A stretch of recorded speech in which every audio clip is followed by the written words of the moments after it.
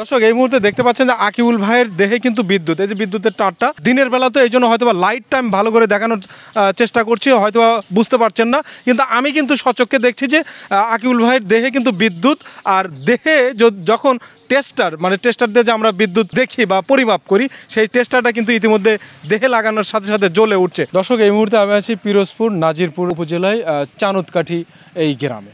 দর্শক চানুতকাঠি গ্রামে এসে আমরা অদ্ভুত এক ব্যক্তির দেখা পেয়ে গেলাম। আমরা এতদিন দেখেছি বা জেনেছি বা শুনেছি বা সচক্ষে অনেককে মৃত্যুবরণ করতে দেখেছি বিদ্যুতের সংস্পর্শে গেলে, এবং বিদ্যুৎ যখন শর্ট করে তখন কিন্তু দেখা যায় যে মুহূর্তের মধ্যেই পৃথিবীতে এমন কোনো চিকিৎসা নেই যে তাকে বাঁচিয়ে রাখে, এমন ঘটনা আমরা দেখেছি।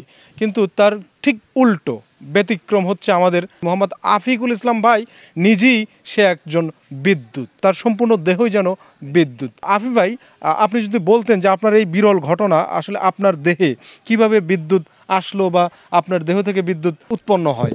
বিষয়টা হলো জাস্ট এই বিষয়টা আমি দেখাইছি, এখন আমি আবিষ্কার করছি এরকম বিষয়, এটা হইলে আমার দক্ষতার পার, এখানে আবিষ্কারের কোনো কিছুই নেই।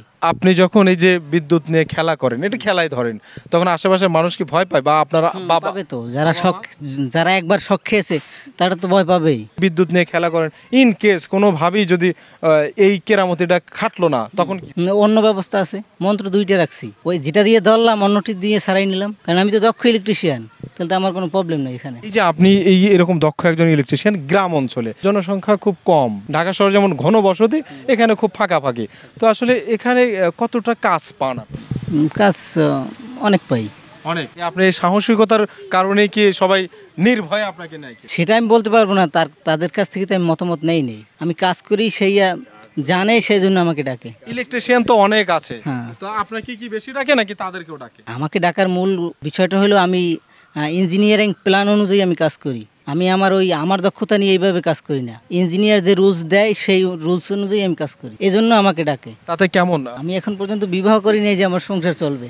আমার আম্মু টিচার, আমার ভাই টিচার, আর বাবা তো ব্যবসা বাণিজ্য করে। যদি মেয়েরা আপনি এই যে বিদ্যুৎ নিয়ে খেলা করেন, যদি ভয় পায় বিয়ে, যেমন দেখেন আমরাই কিন্তু কাছাকাছি পিছনে অনেক মানুষ আপনার আপনজন, তারাই কিন্তু আপনাকে ধরার সাহস পাচ্ছে না। এখন যদি ভাবি ভয়, যদি বিদ্যুৎ না ধরি, আমার শরীরে তো বিদ্যুৎ থাকে না, ধরলেন ভাবিকে দেখালেন, এখানে ভয় পাওয়ার কিছু নেই। আকিউল ভাই, আপনার সাথে কথা বলে অনেক ভালো লাগলো।